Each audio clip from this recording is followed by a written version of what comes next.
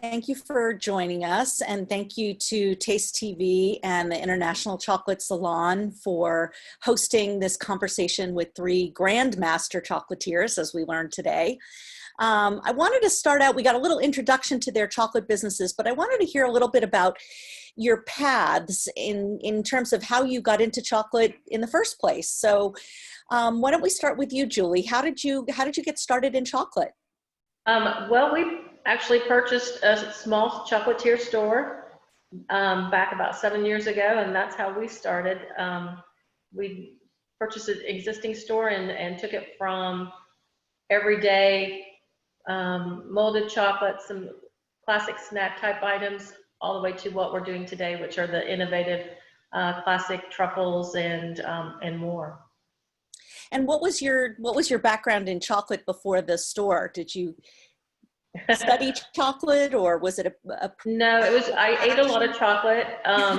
My background, I was an interior designer for many, many years. So I come from the art creative side, and chocolate just seems to be a natural fit for that now. And I'm doing creative things in chocolate versus interiors. Absolutely. Maybe now more than ever is a great time. How about you, Michael? Tell us about your chocolate path. Oh gosh, it's long and twisted. It started many years ago when I moved to San Francisco to go to culinary school. I actually had been a pastry chef prior, and I wanted to be a pastry chef. I went to culinary school, and after I graduated, I realized I couldn't live in San Francisco and cook professionally at the time and pay student loans. So I actually stayed in the restaurant business and moved to the front of the house and studied wine. So I was actually a certified sommelier and worked in Michelin-starred restaurants for the last 25 years in various capacities. But in the front of the house, as a sommelier, I taught tasting, did service, and spent a lot of classes and that. And literally one day, I was walking down the street with my husband, and I said, in a future life, I think I want to do something with chocolate. I don't know where it came from. It just was a passing thing. I've always loved chocolate. I had never worked with it in this style before, working with bonbons and such. So he got me some books. I started reading, and it just kind of snowballed. Turned out I had a pretty good hand for it. And we started 5 years ago, but this month is actually our 3-year anniversary of launching. So we're really excited about that, and still going. If this coronavirus thing could just finish up, we could continue on with our growth. It's fun. And Elise? I started at the California State Fair. So for anybody that's out there that's thinking that they want to make a change, honestly, it's difficult, but it's so rewarding. So I had an architecture and construction management company of 32 people. We did public works projects, and it's sort of like Julie, there was that artistic side.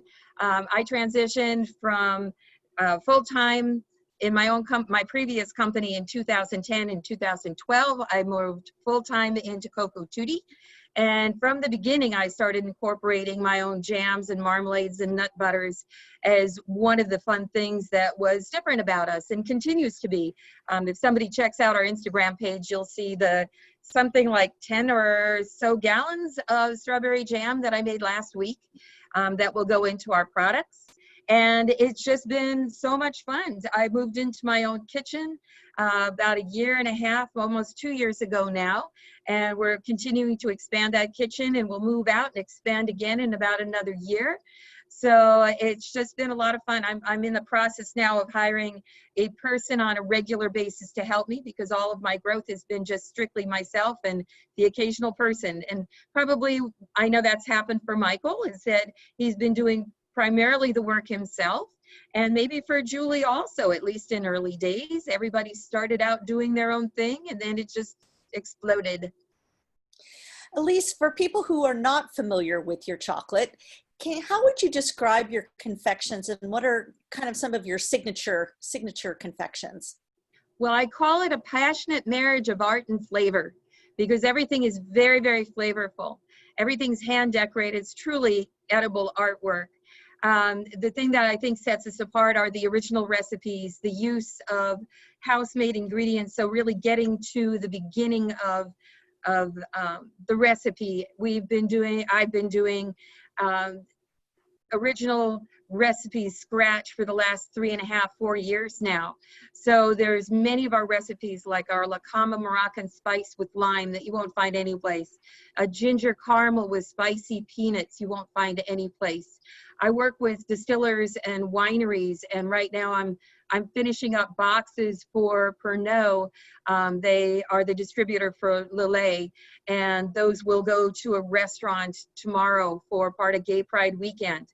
So lots of custom work, lots of highly colored work, and now I'm moving into all natural colors. So I've been working with 4 different color companies to be able to maintain the vibrancy of our colors, but on a natural basis. So we'll be transitioning in about another month or so to strictly organic, or not organic, but natural colors.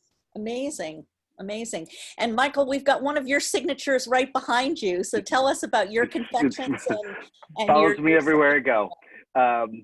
Yeah, the lemon burst is what you see behind me, was one of the kind of bonbons that I had worked on like early on when I started, and I have always loved lemon.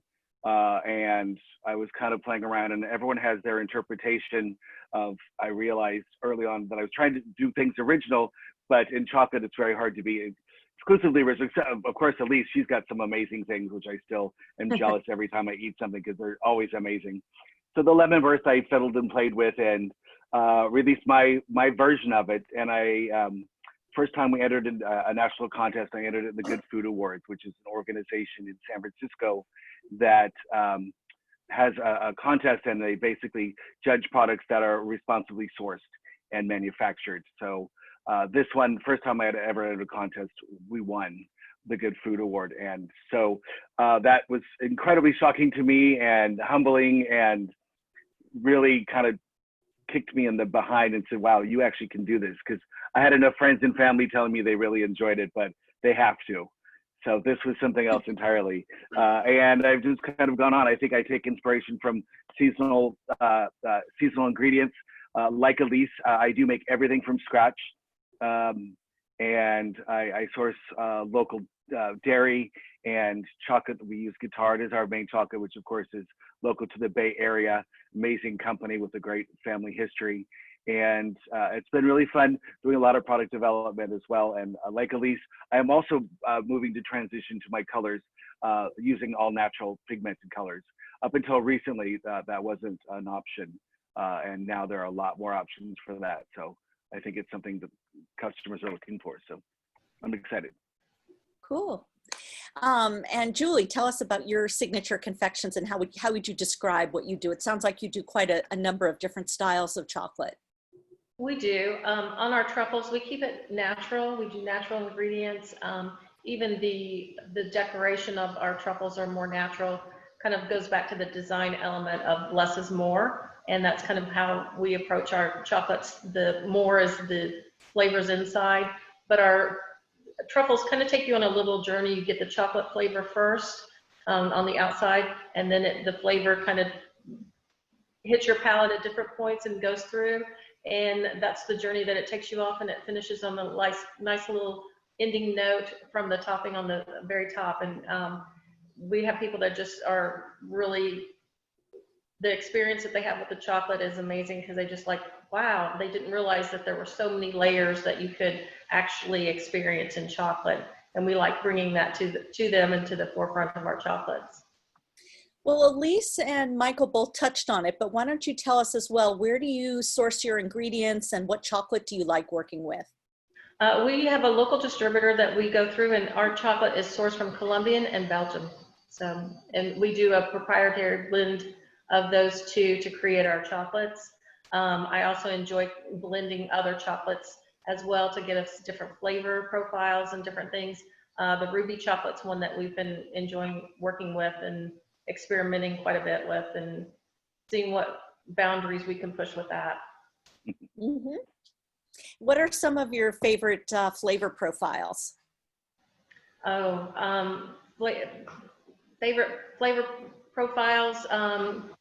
We have a lot of our collections are some of our favorites. We have the Classic Cocktail Collection, which was an award-winning collection that we first entered into the International Chocolate Salon, and like Michael, it won first time out, which was, you know, very exciting for us.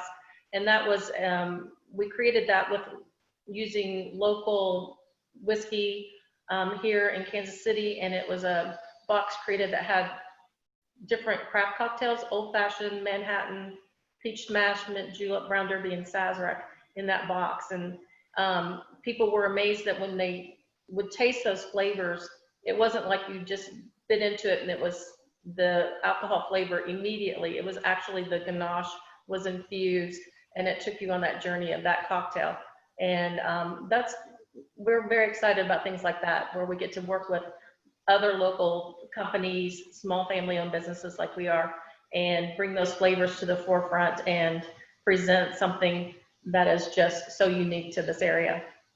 Fantastic. I think everyone could use a cocktail chocolate now. That sounds amazing. Send me one.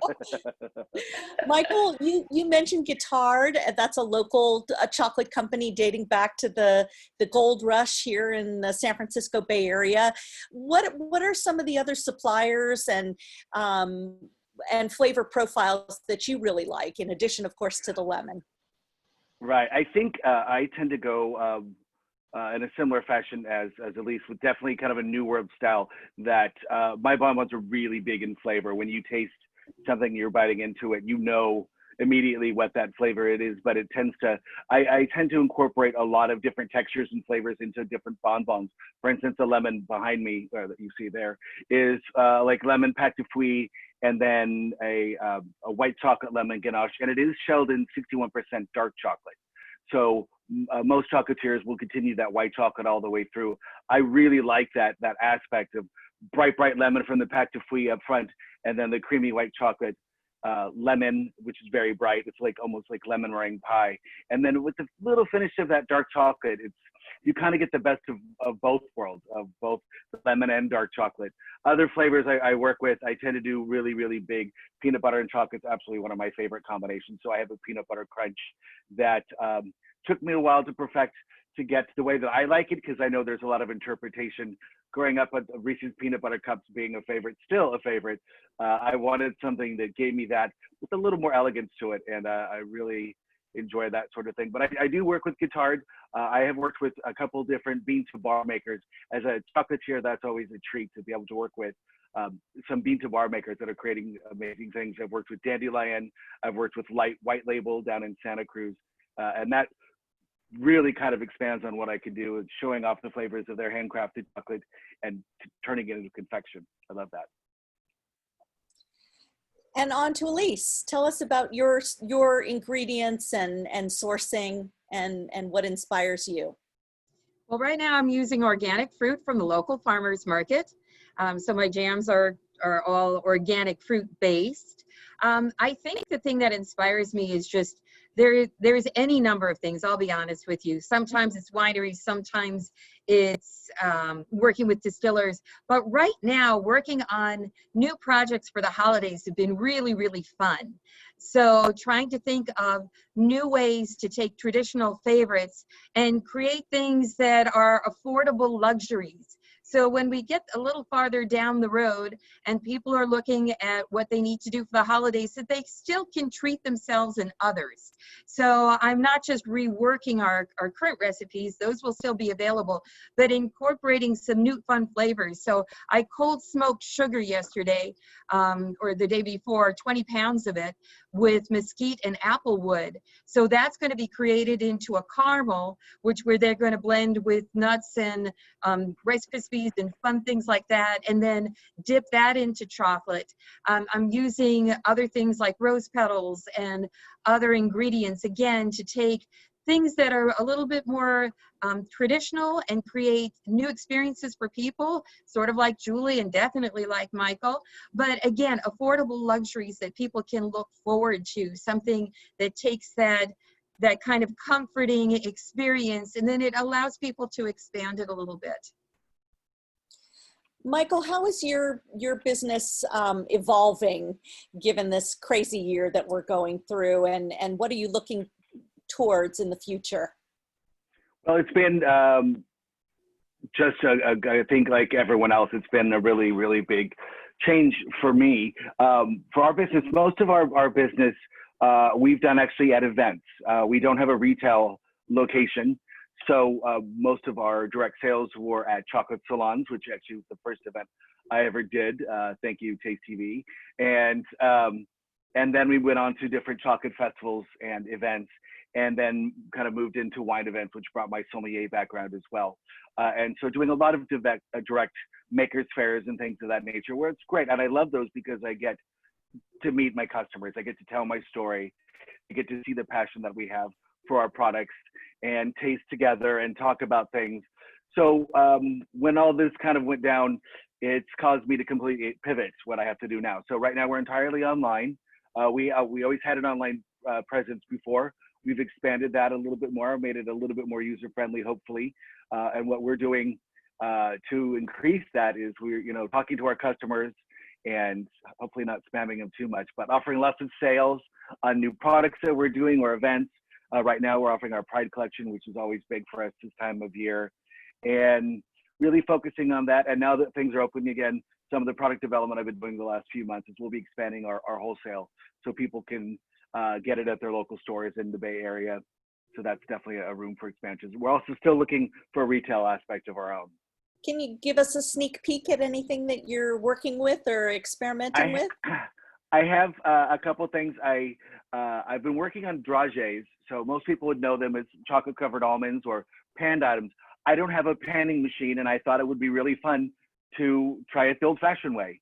So I've actually been doing chocolate covered almonds by hand. You'll notice my right arm is much larger than my left arm from lots of stirring and caramelizing nuts. But I tell you, when you're that close to a product and you're really hands-on and your face is in it, you get a very different end result than you do even in like artisan panning, which is done at a much larger scale.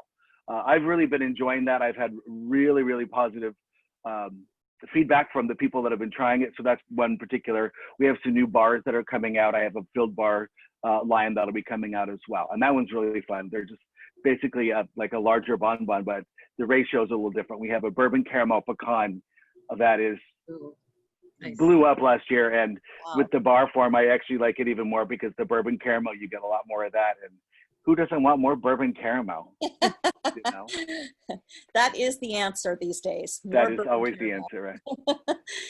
And Yeah. Julie, I know you mentioned you had to shut down your business, especially since you were retail for a while. Coming out of the shutdown, how do things look? What are you focused on?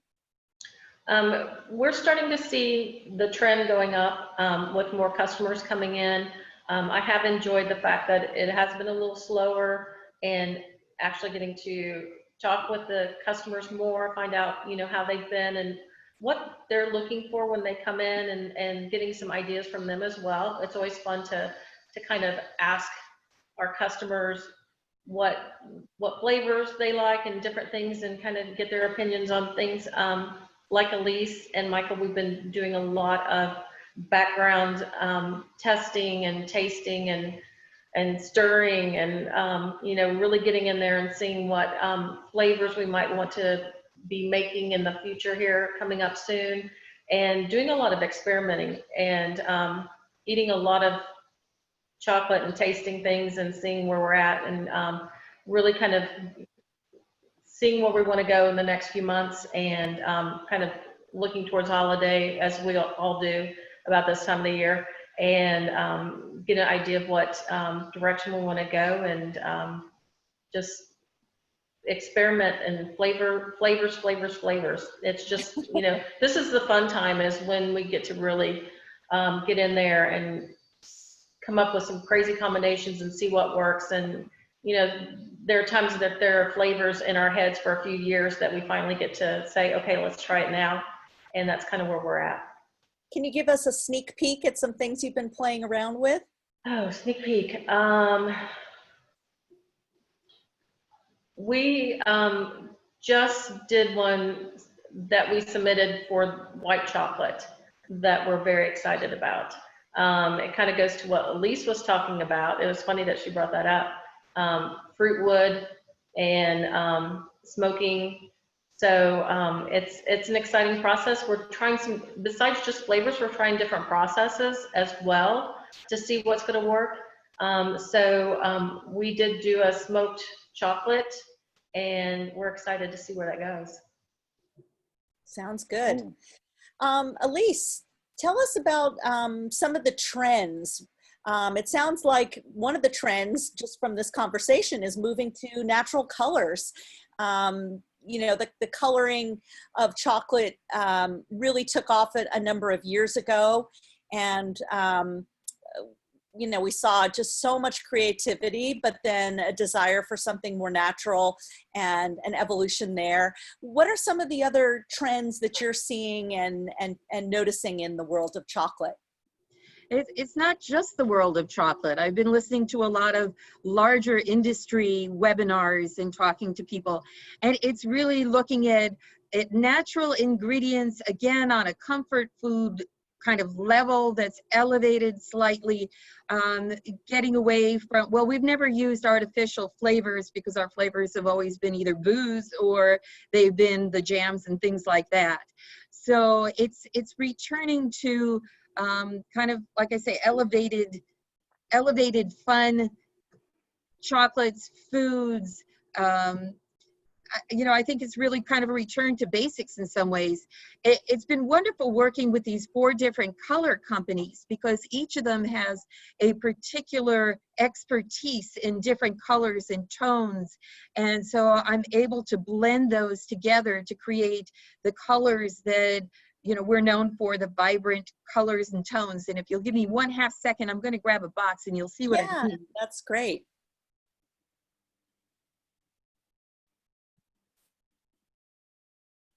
I hope they don't tip out.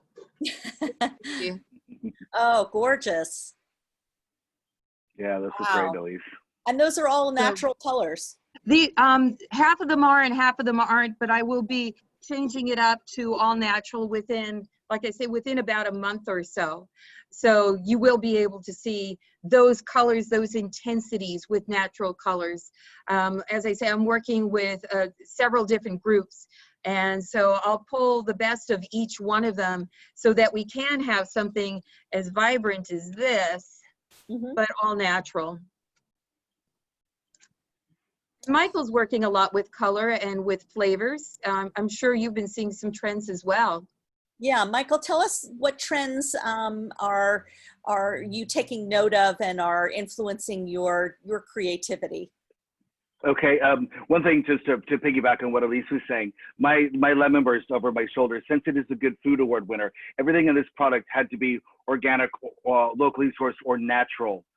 When I first submitted, I actually used a non-natural color and I didn't even think about it. And turned out they said, find a natural color, and I did. So this lemon, this yellow, is actually naturally pigmented. So you can get a bright, vibrant color with natural. And so that was a really good starting base. And this is, you know, starting 2 years ago. As far as other trends and things that are happening, I'm looking around, and not that spirits have not always been involved in chocolate, but I tell you, it seems like in the last 6 months, whiskey has been a huge explosion. I think we need to drink more probably with what's going on.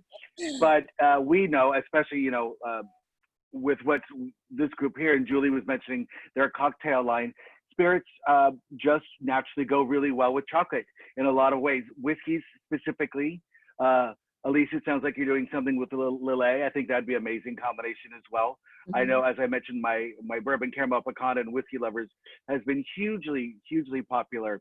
And I think that is kind of the road you're going on. But again, I think as we're evolving and kind of coming out of this COVID, I think people are going to be, you know, wanting, like Elise said, more of the kind of comforting things. I've been working on some stuff that'll probably come out in the next couple of weeks with summertime flavors. I'm doing malt shop flavors. So I've got a malted chocolate bonbon and root beer float sort of things, nice. and kind of my interpretation of those, but things that are elevated, but still those, you know, flavors that we know that, you know, are kind of comforting and fun like that. Sounds like maybe a little bit of nostalgia. A little bit, yeah, right. And Julie, tell us for you, what inspires you, having come from a world of of design and art? Oh, well, inspiration can come from anywhere. So sometimes it's just going to the market and seeing new fruits out, or a new ingredient, new herb, or a new spice that we've not seen or used before, and or just one that, like Michael said, a nostalgic type of memory that you have, and you're like going, oh, wait a minute, we used to do da da da da da. We did a truffle for a wine tasting that was a ricotta with dill, which Nice. reminded me of a bread I used to make with my great aunt, which was a dill bread. And it was one of my favorites just because of the memory. So it's those things. It's like you can just get the inspiration just all around you. And I think that's kind of what we all do. We just see it from different viewpoints in different places. And Elise does her fruits and such. And it's just like, you can take those ingredients and then you're like, okay, I've got this one ingredient, you know, what can I pair it with that makes it different or unique? And I think that's what kind of makes us get up every morning and come stir some chocolate. It's just, you know, it's that passion of like, what flavors can I put together that maybe, you know, these people haven't experienced yet, and you know, it just makes them happy. So that's kind of, you know, just get the creativity from different parts. And then of course, when somebody comes in and they bite the chocolate, they taste it for the first time, and that reaction, that's the reward that I get every day. It's like, you know, they're like, wow. And that's what, you know, that's just the best. Giving people pleasure, that's Mhm. your business. Any predictions for where you think things are going and what you think customers are going to be looking for in the coming seasons? Again, affordable luxuries. That's what's being said industry-wide, not chocolate industry, food industry, the entire industry. I've been, like I say, I've been listening to a lot of seminars about that, webinars. So comfort foods, things that are affordable luxuries, realizing people are not going to spend $100 on a box of chocolates, but they really do want to treat themselves and others. So being cognizant and being sensitive to that, I think. That's why we're I'm reworking a lot of things and creating a lot of new products to respond to that are still delightful and wonderfully tasting. So more accessible price points for people for Yes. some collections. Yes, absolutely. And I think too, Elise was talking about this earlier, the natural ingredients, and that's what we've always done. Our truffles are always, and our chocolates are natural. We don't use artificial ingredients or preservatives in our chocolates, and I think that's coming more and more important to people as they go through and experience things. Michael, I agree with that as well. Sorry, go ahead. oh no, please. I was gonna kind of jump on the bandwagon as well, and I think that the natural ingredients, you know, being in the Bay Area, I know Lisa and I are very fortunate that we don't have far to go to get amazing ingredients across the board. We have all of the best nuts that are grown in California, you know, everything, or close, or fruit. I mean, being in San Francisco, my lemons come from 50 miles from here, I think. My pistachios come from about the same distance, just kind of up instead of down. I'm very fortunate, and almonds, you know, things that we use on a regular basis to have, and the dairy, like we have Strauss Family Dairy, which is locally here, which I love to use, and it's just incredible. And I think, you know, when you use the best local ingredients that you can, and it sounds almost cliche now over many years of being in the food industry, whether in restaurants or in chocolate manufacturing or creation, is that it really, really makes a difference. And I think the palate of our customers is so discerning these days. But to also say what Elise said about things that are coming up, I think people want to be able to treat themselves, and, you know, the affordable luxury. I think that's something that I've always strived for, is I want to create an elegant, elevated, professional product that people can really enjoy, but they really feel like it's an experience as well. It's something that I want people to feel like they're getting so much more than what they're paying for, because it's not just a piece of candy. It's a confection, it's an artisan product. It's something that I put so much thought into every aspect. And I know all of, you know, the other chocolatiers do here as well. And it's something that I think if we can continue that and keep going, that we've got nothing but a good run ahead of us. With the challenges that we're facing at the moment, things like the chocolate salon that is always so popular with people have become much more difficult to execute given our social distancing. What are your thoughts about kind of how to reach out to customers? You know, how are you finding new customers? How are you getting the word out without being able to rely on some of the kinds of things that you used in the past? I know even sampling has become a very big issue for everybody who in the food business. It's just much more challenging to do. So what has worked for you, and what are you looking forward to in terms of new ways of finding customers and reaching the customers that you do have? Oh, I'll Anyone? kick in. So, You go ahead, Elise. Please. yeah, so I've never done any advertising before, and so I did Facebook and Instagram, and that was really remarkable. I think the way that I phrased my ad was not particularly great, but boy, I got so much notice that I've never gotten before. So I will continue to do some of that. I'm reaching out to professional organizations to see about reaching out to their membership. I'm looking at, I am very interested in corporate work, even more so than retail. I'm updating our website. That will happen in about another month. So giving people reasons to take a look at us. And it's really doing a lot of outreach, a lot of PR. So in addition to doing all the work, all the chocolate work that I'm currently doing, I've doubled up and now kind of put on the marketing hat and doing even more outreach to people. It seems like people are more comfortable ordering online, perhaps, than they used to be. A lot of people not wanting to go and be in public or go to shops are rethinking the whole delivery aspect and ordering things online. What about for you, Michael? Well, the challenge of expanding our online store and shipping during the summertime, of course, this all has to happening right now. Luckily, spring was fine, but as you know, businesses still go on during the summer. And so being able to get chocolate to people in the summer from various parts of the country where it may be hot, much hotter than it is in foggy San Francisco, it's become a bit of a challenge, and we're getting much better at it. I think as what you were saying is how we're getting more customers. Social media has played a huge part in our growth in the last 3 months or so. We do a lot more interaction with people on Instagram. We're kind of upping our posts. We're going to be doing a lot more posting of videos and things of that are kind of more behind the scenes, things that are going on in the kitchen and the recipe development and production side. People love to watch that, and I think they get a little invested as well. But social media, and again, reaching out to the customers that we've had in the past via our newsletter or things of that nature of, let's keep things going, and let's make sure you're still getting yummy chocolate.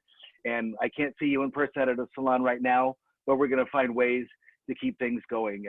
Unfortunately, I know of a few chocolatiers that are really, really battling this time and trying to get through and stay in business. So we're all trying to support each other, and I'm hoping that we can all kind of carry ourselves through this. The customers are the most important part, keeping things affordable, but something still like they're treating themselves, and add to that COVID-19 pounds that we were talking about earlier. Moderation, everything in moderation. Anything you want to add on this topic, Julie? Well, we're fortunate. Our space, our retail space, we have a large space that we can social distance and be totally fine with that. We also offered pickup service, customer pickup service, and curbside pickup service as well during the first part of this. And we were able to provide that service as well as the online presence. We've upped our social media just like the other two have as well. And I think we're just really trying to keep people in the loop of what we're doing, and that we're still making chocolate, we're still experimenting, we're still growing, and we invite them in. And we've had,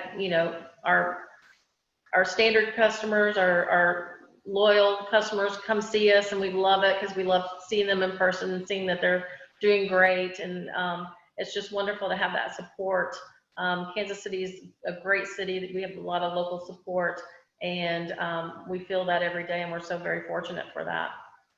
Well, we had a question from one of our participants about whether you're able to ship your products during the warm weather. So maybe each of you can kind of weigh in on how the weather affects your business. Yeah, we're using a company called Cold Ice. And Michael, I'll send you some information about that. They're very affordable. We've been sending things across the country without a problem whatsoever. So it is in styrofoam, unfortunately, but it does keep everything in perfect condition. And I ship everything by ground. So this stuff is traveling 5 and 6 days across the country, and we've not had a problem with it at all. It's slightly cutting into our profit because I'm not changing anything for our clients in terms of an additional cost or a fee or what have you.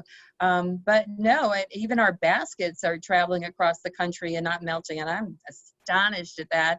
But no problems. Yeah, I've kind of been expanding on insulated shippers and things. I haven't gone the styrofoam route yet because I hadn't found anything affordable. So I look forward to chatting with you about that, Elise. Sure. I've been lots of cold packs, lots of cold packs, and so far USPS has been very good about getting things to our customers in the shortest amount of time possible. And I've so far, fingers crossed. I mean, I haven't had any issues with melting, and I've been shipping to the East Coast, to the South, etc. So hopefully that stays that way. And how are things in Kansas City? We do ship nationwide. It does become a cost factor once you start adding in all the coolers and the packs and everything. So we try to keep that to a minimum as we can. We are always looking to reduce those costs to the customer and such. But we ship. It seems like it's always going to Florida or California when it's really hot. So it's a challenge, but we make it all the time. So That's a challenge every year. It is every year. Yeah, I understand that's part of the reason that chocolate took off in the San Francisco area was due to the weather. Was actually the mild temperate weather, the fact that it doesn't get too hot in the summers or actually too cold in the winters was very favorable for chocolate, and led to some of the early chocolate production in the United States being based here. Yeah, we're not sure what that's like. Well, something I wanted to ask about, and I'm going to start with Michael since you have a background as a sommelier, is chocolates and pairings of chocolate. Chocolate and, we've been talking about whiskey and cocktails, wine and chocolate. What are some pairings that you particularly like, beverages that you think really show off the chocolates to their best advantage? I know wine can be kind of polarizing. Some people love the combination of chocolate and wine and others don't. What are your thoughts on pairings with chocolate? Well, let's start with wine, since that is what was my area of expertise before chocolate. 25, almost 30 years of wine expertise and tasting, and teach people tasting and pairings with and how it goes with food. So I was pairing wine with chocolate many years before I was working with chocolate. And when it comes to pairing wine with chocolate, I think understanding just a couple of basic things, everyone thinks automatically that a big, rich Cabernet Sauvignon goes great with dark chocolate. And that's most of the time not actually the case. Some great Napa Valley cabs that have this beautiful ripeness can go with some great dark chocolate. Having done the Zinfandel, there's a very large Zinfandel tasting here in San Francisco every year. And this is something I've known for years. Zinfandel, if you're going to drink a still or a non-sweet wine, is actually a great pairing with chocolate. It doesn't have the heavy tannins that chocolate has, and it tends to be very ripe and juicy, sometimes even to the plummy notes. That tends to bring out some great characteristics in chocolate. Obviously, sweet wines are kind of the go-to with chocolate. You know, those are the best pairings. Port, Madeira, sweet sherry, things of those natures are just naturally great with chocolate. I will tell you, the one I get a lot is what goes with my lemon. It's this lemon, I tell you, has been following me everywhere since we got that award. And actually champagne goes incredibly well with it. Obviously champagne and lemon, you'd think the dark chocolate would throw it off, but it's quite a nice combination, a nice dry champagne. I go with the spirit still as well.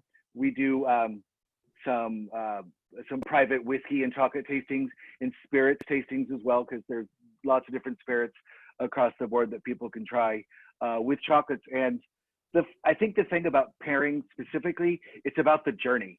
The idea is when you taste them is you're not always going to hit a winner, but understanding why they're not a winner, and then moving forward when you try to do the pairing, you're like, oh, that's right. Cabernet Sauvignon has big tannins. Dark chocolate has big tannins to it. That's that drying aspect in your mouth. So maybe try to find something juicy or riper and bring those aspects together. Elise, any favorite combinations of, for me, I can tell you that I have had your chocolates with fruit with some fruity herbal tea, and I like that combination together. But I'm wondering, do you have any pairs, any pairings or combinations that you like that you've discovered? Well, I tend to flip it. So rather than chocolate with wine, it's looking at the wine first. So I work with a lot of vintners about this. And I'll explain it as a game that we play. And it's called the dating game. And what we do is we put together sampler packs of our chocolates, our little minis, and then we allow people to explore the wine through the chocolate. So they can explore, usually I've already paired it up with the vintner. And what we do is we have people take a sip and then have a piece of the chocolate and then another sip. And as Michael has alluded to, the business of the tannins and such. But what we focus on is what our centers are, what our ganaches are and our caramels, and how those allow people to understand the unique characteristics of the wine. So every wine can be paired. It doesn't matter if it's red or white or bubbly or port. You can pair it if you know what those tastes are, what those nuances are, what the nose is, because then you can correspond and respect those. So you can take a raspberry and you can put it with a red. You can take a spicy and put it with a port. You can people love cab with whiskey. So it's really understanding what the wine is, pulling out the dominant flavors of those, and then pairing it up. You don't want to have a chocolate that's too sweet because it bitters the wine, so you have something tart. Many of our products have dried fruit on the bottom, so you're first exposed on your tongue to something that's a little tart, which allows the wine to, in your mind, sweeten it up a little bit versus the opposite. You don't want to bitter the wine, you want to sweeten it. And then again, allowing people to take these little samples of ours and explore different things. So with a cappuccino or with some of our caramels, you're exploring the burn of the barrel. Is it a light toast? Is it a medium toast? Is it a dark toast? You're exploring some of the fruit nuances with it. Is it a light fruit like a strawberry? Is it a dark fruit like a blackberry or boysenberry? So as I say, it's understanding what the wine is and allowing people to explore through the chocolate versus tasting chocolate and then trying to pair the wine with it. Do you have any specific pairs that you particularly like? I'll often do something like a raspberry with a red, and I do recommend people to go find some other chocolates in their area, and it could be bars or it could be filled chocolates. I mean, if you're in the Midwest, go to Julie. I'm sure she's got some wonderful fruit things, and that she can pair up with a fruit-based type of wine. The ones that are interesting are, we had a cab that was an earthy cab, and instead of fruit, it didn't respond to it very well. In fact, people didn't like it.